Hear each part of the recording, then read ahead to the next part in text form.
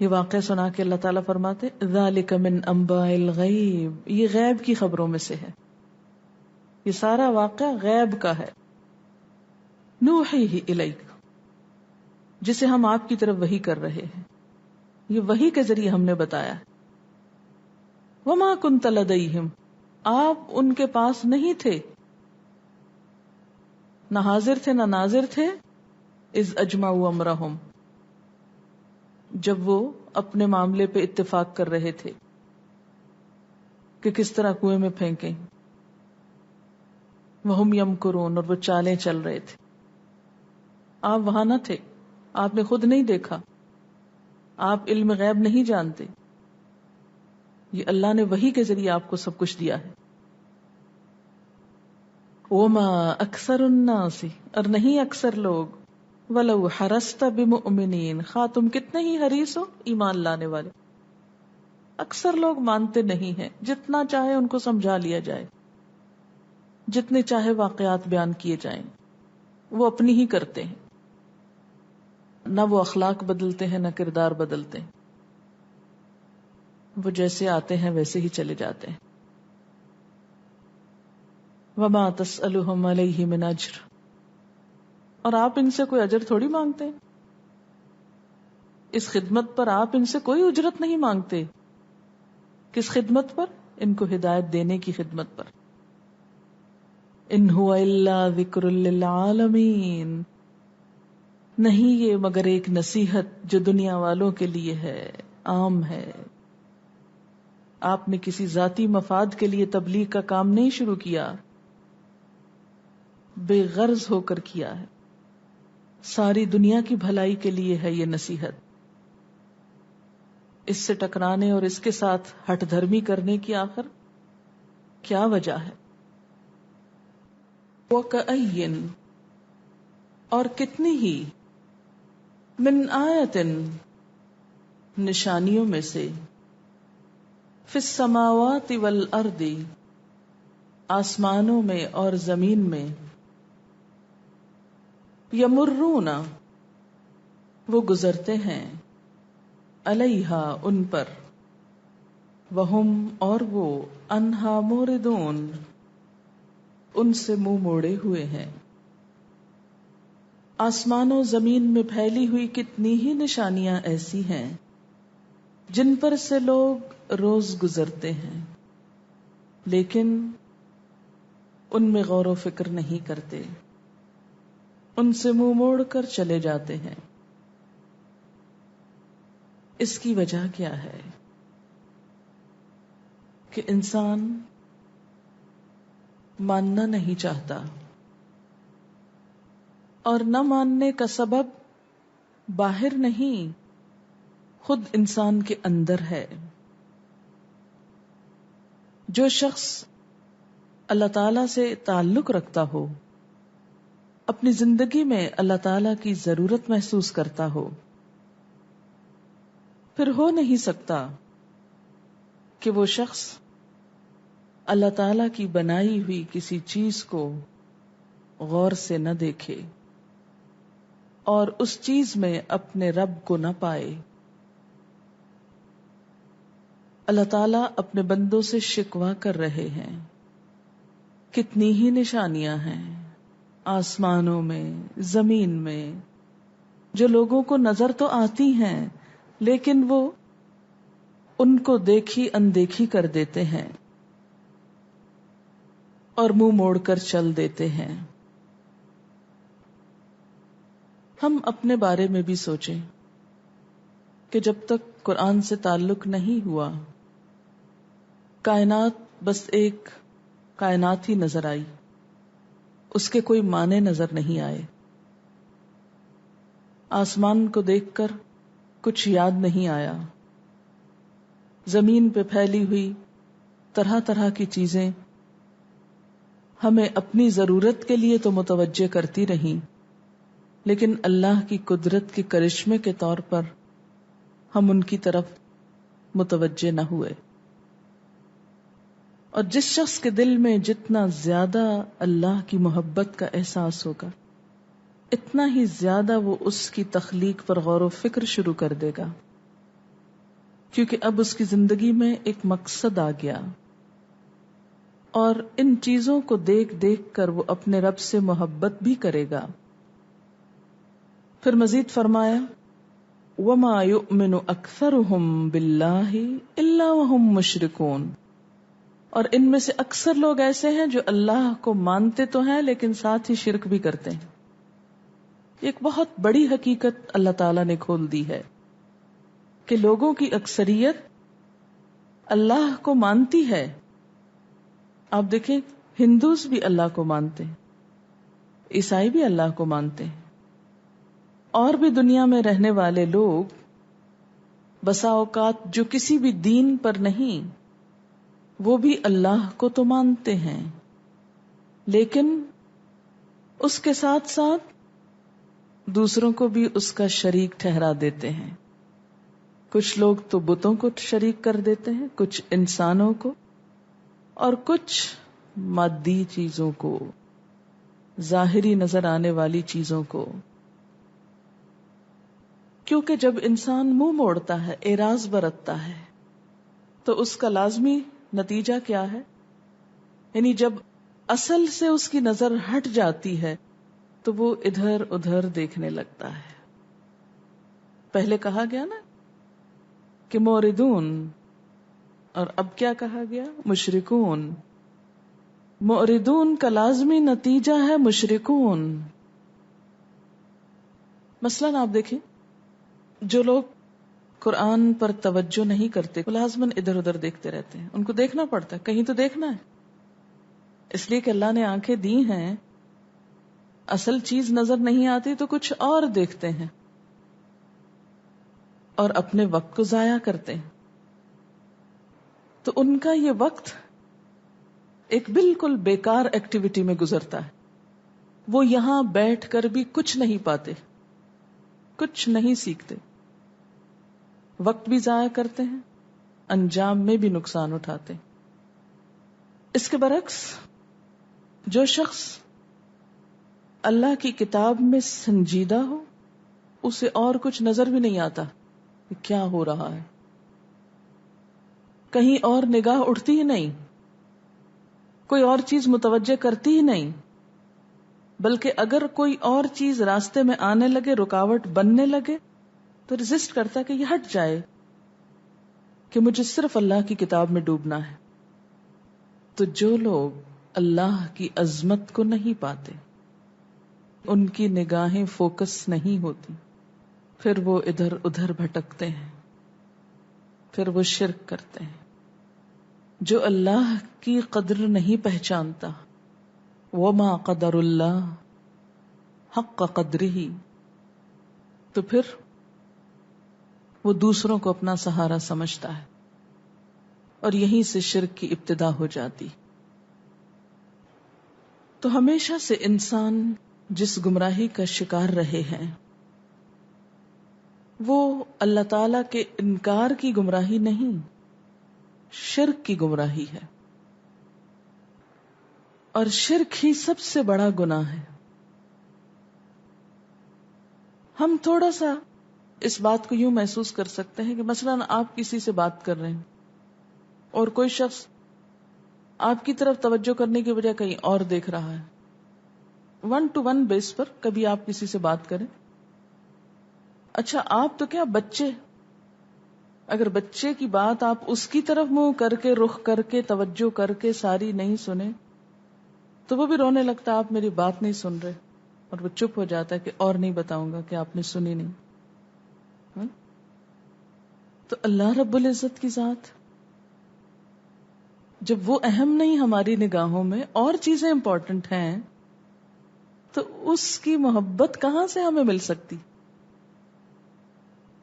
پھر اس سے انعام کیسا مل سکتا ہے؟ ہمارے دلوں میں کوئی اور ہو اور توقع اس سے رکھیں کہ وہ ہمیں اپنے قریب کر لے اور اپنے اعلیٰ ترین مقام جنت تک پہنچا دے، بھلا یہ کیسے ممکن ہے؟ افامنوا ان تأتیہم غاشیۃ من عذاب اللہ، کیا بھلا وہ امن میں آ گئے بے خوف ہو گئے، مطمئن ہو گئے. کس بات سے؟ ان تأتیہم غاشیۃ من عذاب اللہ، کہ آئے ان کے پاس ڈھانپ لینے والی اللہ کے عذاب میں سے کوئی چیز. یعنی جو لوگ خدا سے بے نیازی برت رہے ہیں، اس کے ساتھ شرک کر رہے ہیں، دوسروں میں جا الجھے ہیں، ان کو ڈر نہیں لگتا کہ انہیں خدا کے عذاب کی کوئی بلا نہ دبوچ لے؟ او تأتیہم الساعۃ بغتۃ، یا کہیں اچانک قیامت کی گھڑی نہ ان پہ آ جائے. اس کا اصل مقصد کیا ہے؟ لوگوں کو چونکانا کہ وہ دنیا میں بے فکر ہو کر نہ جئیں. وَهُمْ لَا يَشْعُرُونَ، اور وہ شعور بھی نہ رکھتے ہوں. یعنی اللہ کا عذاب اللہ کو اس طرح غضبناک کرنے والوں پر جلد ہی ٹوٹ سکتا ہے، لیکن لوگوں کو اس کا احساس ہی نہیں ہوتا کہ ان کے ساتھ کیا بیتنے والی ہے. قل، آپ کہہ دیجئے، ہذہ سبیلی، یہ میرا راستہ ہے. کون سا؟ توحید کا.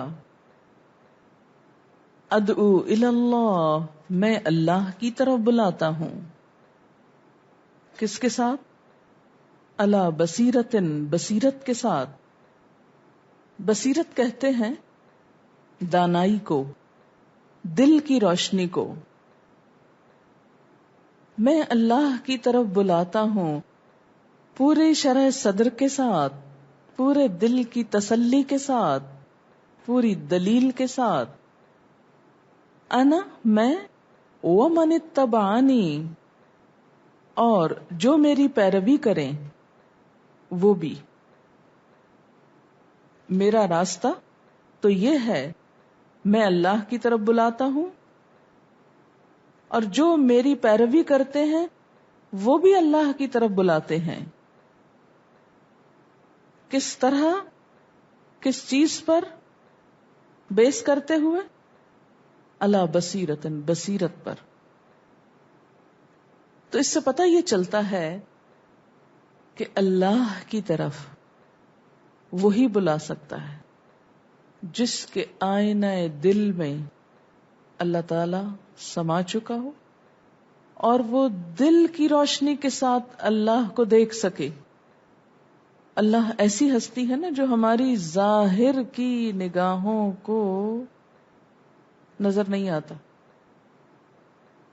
لا یدرکہ الابصار، اس کو نگاہیں نہیں پا سکتی، یہ آنکھیں اس کو نہیں دیکھ سکتی. ایک چیز اس کو دیکھ سکتی ہے، اور وہ کیا ہے؟ دل کی بصیرت، کہ ہاں وہ ہے. اور بہت سے لوگ جو چیز نظر نہیں آتی اس کا انکار کر دیتے ہیں، مگر جن کے دل کی روشنی زندہ ہو اور وہ جو رب کو پالے، پھر وہ اس کا انکار نہیں کر سکتے، اور نہ ہی کسی کو اس کے ساتھ شریک کر سکتے ہیں. ان کے دل میں اس کی عظمت کا احساس پوری طرح جم جاتا ہے. وسبحان اللہ، اور پاکی اللہ کے لیے. وما انا من المشرکین، اور میں مشرکین میں سے نہیں ہوں. دل کے اندھے ہی شرک کر سکتے ہیں جن کو خدا کی عظمت محسوس نہ ہو. یہاں پر ایک بات یاد رکھیے کہ پیغمبروں نے اپنے مشن کو، پیغمبروں کا مشن کیا تھا؟ ادعو الی اللہ. اس کو بصیرت کے ساتھ اختیار کیا، رواجی طور پہ نہیں، تقلیدی طور پہ نہیں. اس کا کیا معنی ہے؟ کہ جب انہوں نے لوگوں کو اللہ کی طرف بلایا تو اس لیے نہیں کہ ایک رواج ہے بلانے کا، کوئی رسم نہیں نبھائی انہوں نے کہ سب کر رہے ہیں چلو ہم بھی کر لیتے ہیں یہ کام، بلکہ پورے شعور اور احساس کے ساتھ، دل کی روشنی کے ساتھ، بصیرت کے ساتھ اور دلیل کے ساتھ لوگوں کو اللہ کی طرف بلایا. اب دیکھیں کہ کسی بھی چیز کی دعوت آپ دوسروں کو اسی وقت دے سکتے ہیں جب اس پر آپ خود پوری طرح مطمئن ہوں. اسی لیے آپ دیکھتے ہیں کہ جو لوگ رواجی مسلمان ہوتے ہیں وہ یہ کام نہیں کر سکتے. کون سا کام؟ تبلیغ کا کام. کیوں نہیں کر سکتے؟ کیونکہ انہوں نے تو ایک رواج میں دین اپنا لیا ہے نا. تو رواجی دین میں تبلیغ نہیں ہے. تبلیغ کے لیے شعوری دین کی ضرورت ہے، اللہ کی محبت کی ضرورت ہے. تقلیدی ذہن کے ساتھ تو انسان کیا کرتا ہے؟ جو لوگ کر رہے ہیں ہم بھی وہی کریں. آپ دیکھیے کہ جب انسان اپنے معاشرے میں رہتا ہے نا تو وہاں کچھ سنتے ہیں، یہاں کچھ اور دیکھتے ہیں. کبھی ایسے فیل ہو؟ یہ کنٹراسٹ کیوں ہے؟ پھر آپ سوچتے ہیں سچ یہ ہے یا سچ وہ ہے. پھر اپنے دل سے پوچھتے ہیں کرنے کا کام یہ ہے کہ وہ ہے. مجھے کیا کرنا چاہیے؟ مجھے اس کو چھوڑ دینا چاہیے کیونکہ مجھے معاشرے میں جینا. کسی کا فیصلہ یہ ہوگا اور کسی کا یہ ہوگا کہ مجھے عام انسانوں کی طرح نہیں جینا، مجھے تو اللہ کی قربت میں جینا. اور صرف خود نہیں جانا، اوروں کو بھی لے کے چلنا ہے اس راستے میں. لہذا میرا طریقہ زندگی مختلف ہے اس طریقہ زندگی سے. خود بخود فرق پڑنے لگتا ہے نا. پرائرٹیز بدل جاتی ہیں، مصروفیات بدل جاتی ہیں، گفتگو بدل جاتی ہے، دلچسپیاں بدل جاتی ہیں. وہ چیزیں جو بہت بڑی لگتی تھی وہ چھوٹی ہونے لگتی ہیں، اور وہ چیزیں جو امپورٹنٹ نہیں تھی اب وہ موسٹ امپورٹنٹ لگتی ہیں. یہ فرق کیوں آیا آپ میں؟ یہ رواجی اسلام سے تو نہیں آیا، روایتی اسلام سے تو نہیں آیا. یہ کس سے آیا؟ شعوری اسلام سے آیا. پیغمبر شعوری اسلام رکھتے ہیں، رواجی نہیں. اسی لیے جب ان کو حق ملتا ہے تو وہ آرام سے نہیں بیٹھتے، پھر تڑپ اٹھتے ہیں کہ سب تک پہنچا دیں، کوئی بھی محروم نہ رہ جائے.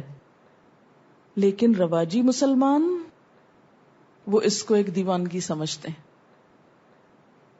یہ بھی کوئی کرنے کا کام، اس کی بھی کوئی ضرورت. اور ہم میں سے ہر ایک کو یہ ایکسپیرئنس ہوا ہوگا. مجھے اپنا ایکسپیرئنس اچھی طرح یاد ہے کہ جب ہم کالج میں جاتے تو وہاں دنیا ہی کچھ اور ہوتی. گھر آ کے قرآن پڑھایا جاتا جب سبق اور یہ کہا جاتا یہ بات ایسے ہے، اسے دوسروں کو بھی بتانی ہے، خواہ ایک کو بتائیں. کہتے یہ کیا باتیں ہیں؟ یہ باتیں ہم لوگوں کو بتائیں، وہ تو ہمارا مذاق اڑائیں گے. یہ کون سنے گا؟ یہ کون مانے گا؟ لوگ تو کیا سوچتے ہیں اور یہ کیا سوچتے ہیں؟ کوئی دوسری مثال نہیں ملتی تھی کہ سب لوگ ایک ہی طرح جی رہے ہیں. کسی مجلس میں جا بیٹھو، کھانے کی باتیں ہیں، کپڑوں کی باتیں ہیں، ٹیلی ویژن کی باتیں ہیں، شادیوں کی باتیں ہیں. یہ سب کیا باتیں ہیں اور یہ کیا باتیں ہیں؟ اب وہ سارے میجورٹی جن باتوں میں پڑے ہوئے ان کو جا کے یہ سنائے، یہ کرنے کا کام ہے، ان کو تو نہیں سمجھ آئے گی. لہذا بہتر ہے خود ہی ودرا کر لیں. عافیت اسی میں نظر آتی ہے نا. لیکن وَمَنِ اتَّبَعَنِي، جو اتباع کرے گا وہ یہ نہیں کر سکتا، وہ کمپرومائز نہیں کر سکتا. اسے کچھ نہ کچھ کرنا ہے، چاہے تھوڑا یا زیادہ. پیغمبروں کے پیروکار، پیغمبروں کو فالو کرنے والے دین کو رواج کے طور پہ نہیں لیتے. وہ صرف بائی برتھ مسلمان نہیں ہوتے، وہ شعور کی سطح پہ لیتے ہیں، کانشس کے ساتھ، پورے احساس کے ساتھ کہ ہاں یہ حق ہے، ہم نے پہچان لیا. اسی وجہ سے آپ دیکھتے ہیں کہ جو کانورٹس ہوتے ہیں نا ان کا انداز ہی کچھ اور ہوتا ہے جینے کا، ہر چیز کا. وہ اتنے بولڈ ہوتے ہیں کہ ہر چیز کو اختیار کر لیتے. اور کیا وہ اپنا سب کچھ چھوڑ کے ہر چیز کو لا نہیں کہتے نا ہر چیز کو لا. اصل مسلمان تو وہی ہے نا جو لا کہہ دے سب کو. لا الہ الا اللہ، کسی کی بات نہیں، بس اس کی. سب سے زیادہ امپورٹنٹ وہ ہے لا الہ.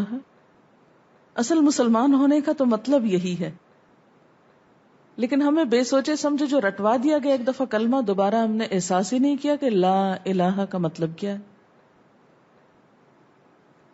تو جب تک لا نہ کہہ دیں سب کو، لا کا کیا مطلب انگریزی میں؟ نو.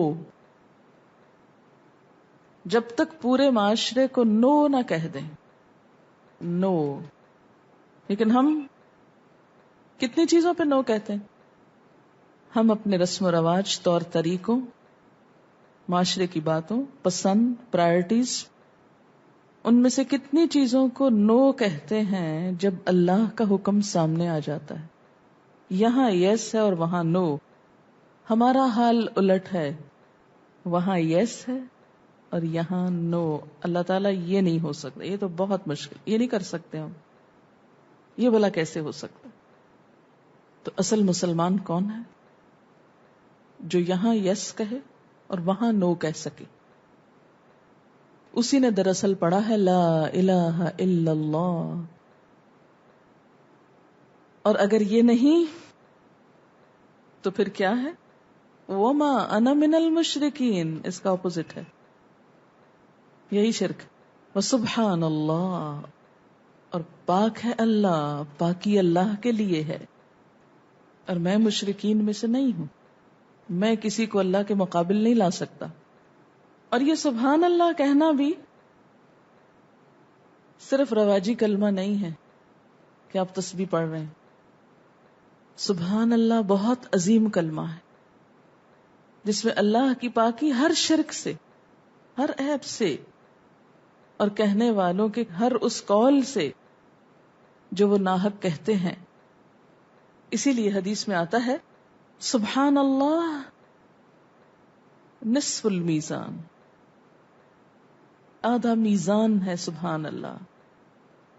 والحمد للہ یملأہ، اور الحمد للہ شاید کہہ دیا جائے تو اس کو بھر دیتا ہے. اتنی بھاری کلمہ ہے یہ آیت جو ہے اپنے پاس الگ سے نوٹ کر لیں اور کہیں لکھ کر لگا لیں، ہاذہ سبیلی، میرا راستہ تو یہ ہے. اگر ہے تو بھائی، اگر نہیں تو بے شک نہ لکھیں، کوئی جبر نہیں ہے، ہم فورس نہیں کرتے. لیکن اگر ہے تو لکھ لیں ہاذہ سبیلی، یہ میرا وے آف لائف ہے، یہ میری پرائرٹیز ہیں، مجھے اس طرف کو جانا ہے. کس طرف کو؟ ادعو الی اللہ، سب کو اللہ کی طرف بلانا ہے. اور کس طرح؟ علی بصیرت، پوری روشنی کے ساتھ، پورے کانفیڈنس کے ساتھ، پورے یقین کے ساتھ، پورے دل کے اطمینان کے ساتھ. اور اس راستے میں چلتے ہوئے جو بھی میرے ساتھ مل جائیں، ومن اتبعنی، ان کو بھی یہی روشنی چاہیے ہوگی. ورنہ جس کو یہ روشنی نہ ملے وہ راستے میں ہی رہ جائے گا، وہ ساتھ نہیں چل سکتا. اس راستے میں آپ کے ساتھی وہی بنیں گے جن کو یہ روشنی نصیب ہو جائے گی، یہ بصیرت مل جائے گی. اور جنہیں یہ بصیرت نہ ملی وہ ساتھ نہیں دے سکتے، وہ پیچھے رہ جائیں گے. کسی بھی کام کے کرنے کے لیے ول چاہیے، لیکن اس کام کے کرنے کے لیے صرف ول نہیں، دل کی روشنی اور ہر خیر شر کا فرق معلوم ہونا چاہیے، اور اتنا پکا یقین کہ جو کر رہا ہوں صحیح کر رہا ہوں، اور اس کا انجام اور اس کی دوسری اینڈ اللہ تک جا پہنچتی. کیونکہ ادعو الی اللہ جو ہے اپنی ڈائریکشن بھی ادھر ہے اور دوسروں کو بھی اللہ سے جوڑ رہا ہوں. تبلیغ کا اصل مقصد ہی یہ ہے، نہ خود سے جوڑنا لوگوں کو، نہ کسی اور بزرگ سے جوڑنا، اور نہ کسی اور ہستی سے جوڑنا، سب کو صرف اللہ سے جوڑنا، صرف اللہ سے. دعوت کس چیز کی دینا ہے؟ ادعو الی اللہ، میں سب کو اس کی طرف لے کے چل رہا ہوں. جب آپ کا رخ اس کی طرف ہو گیا تو اس سفر کے خاتمے پر کس سے ملاقات ہوگی؟ اسی سے ملاقات ہوگی، وہی ملے گا جس کی طرف رخ کر لیا، اور جو اس ذات کو اپنا سب کچھ سمجھے وہی آپ کے ساتھ چل سکتے ہیں. وَمَنِ اتَّبَعَنِي وَسُبْحَانَ اللَّهِ. پھر اللہ ہی مقصود ہے، اسی کی بات ہے. وَمَا أَنَا مِنَ الْمُشْرِكِينَ، اور میں مشرکین میں سے نہیں ہوں، میں شرک کرنے والوں میں سے نہیں ہوں. یعنی اب میری نگاہوں میں کوئی دوسرا نہیں رہا، کوئی اور جچتا ہی نہیں. جس نگاہ کا فوکس اللہ پر ہو جائے، نگاہ سے مراد یہ ظاہری نگاہ نہیں ہوتی، پھر اس کی نگاہوں میں کوئی دوسری چیز اہمیت حاصل کر نہیں سکتی. وہ شخص ہر چیز قربان کر سکتا ہے، آباء و اجداد سے وابستگی قربان کر سکتا ہے، رسم و رواج کا بائیکاٹ کر سکتا ہے، مال کی قربانی دے سکتا ہے، عزت نفس کی قربانی دے سکتا ہے، اپنی خواہشات کی قربانی دے سکتا ہے، پھر ہر چیز کی قربانی کر سکتا ہے. پھر وہ کہیں اور اٹکتا نہیں، ادھر ادھر نہیں دیکھتا، ادھر ادھر کا سہارا بھی نہیں لیتا. وما انا من المشرکین. پیچھے اللہ تعالیٰ یہی تو شکوہ کر رہے ہیں کہ اکثر لوگ اللہ کو مانتے بھی ہیں ہم جیسے، اور پھر ساتھ کیا ادھر ادھر بھی دیکھتے ہیں. تو یہ ماننا پوری طرح ماننا نہیں. اور یہاں کیا ہے؟ اللہ کی طرف بلانے والے جب تک اپنے سارے معاملے اللہ کے حوالے نہ کر دیں، اللہ کے سپرد نہ کر دیں. جیسے وہ طارق بن زیاد کے بارے میں آتا ہے نا کہ اس نے کیا کیا تھا، اپنی کشتیاں جلا دی تھی. جس فوج کو لے کے اسپین کے ساحل پہ اترا تھا، اتر کے ساری کشتیاں اکٹھی کی، ان کو آگ لگائی، سب ختم، اور سب کو بتا دیا کوئی واپسی نہیں، جینا اور مرنا ہے تو یہیں مرنا ہے. ایسے کمیٹڈ لوگ چند ایک بھی ساتھ ہوں جن کا جینا اور مرنا اللہ کے لیے بس ہو جائے، جو واپسی کا رستہ نہ دیکھیں، وہی لوگ دین کی خدمت کے اصل قابل اور اہل. یہ میرٹ ہے، یہ کرائیٹیریا ہے. جو اس پہ پورا نہ اترے وہ اس کے کام کے قابل نہیں. وہ یہیں سے لوٹ جائیں جنہیں زندگی ہو پیاری، جنہیں اپنا آپ پیارا ہے، جو خود پسند ہیں، جو اپنی ذات کو چاہتے ہیں. وہ پھر ادعو الی اللہ کا کام نہیں کر سکتے، کیونکہ خود کو چاہنا بھی تو شرک ہے نا. وما انا من المشرکین. آپ دیکھیں کہ حضور صلی اللہ علیہ وسلم کا سفر طائف یاد کریں، کتنے پتھر پڑے تھے، واپس مڑ گئے تھے؟ نہیں. کیا کہا تھا، یا اللہ ان سب کو ختم کر دے؟ نہیں، اللہ نے ان کو باقی رکھ، شاید ان میں سے کوئی نکل ہی آئے. پھر آخری حد تک اپنی انا نکل جاتی، اپنی ذات سے محبت نکل جاتی. اس رسوائی میں بھی پھر لطف آنے لگتا ہے جو اللہ کی خاطر ہوتی. وما ارسلنا من قبلک الا رجالا نوحی الیہم من اہل القری. اے محمد صلی اللہ علیہ وسلم، تم سے پہلے ہم نے جو پیغمبر بھیجے تھے وہ سب بھی انسان ہی تھے، اور انہی بستیوں کے رہنے والوں میں سے تھے. من اہل القری یعنی زمین کے رہنے والے تھے، آسمان سے فرشتوں کی شکل میں نہیں اترے تھے. افلم یسیروا فی الارض، کیا پھر یہ زمین میں چلے پھرے نہیں؟ فینظروا، تو وہ دیکھتے. کیف کان عاقبۃ الذین من قبلہم، کیا ہوا، کیسے ہوا انجام ان لوگوں کا جو ان سے پہلے گزرے. وَلَدَارُ الْآخِرَةِ خَيْرٌ لِلَّذِينَ اتَّقَوْا، اور البتہ گھر آخرت کا بہتر ہے ان لوگوں کے لیے جو تقویٰ کریں. افلا تعقلون، کیا تم عقل نہیں رکھتے ہو، کیا تم سمجھتے نہیں ہو؟ حتی اذا استیأس الرسل، یہاں تک کہ جب مایوس ہو گئے رسول، کس سے؟ لوگوں سے. ابھی تم نے پڑھا تھا مایوسی درست نہیں، تو وہ ہے اللہ کی ذات سے مایوس ہونا. اور یہاں کیا ہے؟ لوگوں کے انداز سے مایوس ہونا کہ اب ان میں کوئی خیر نہیں، ان تلوں میں تیل نہیں.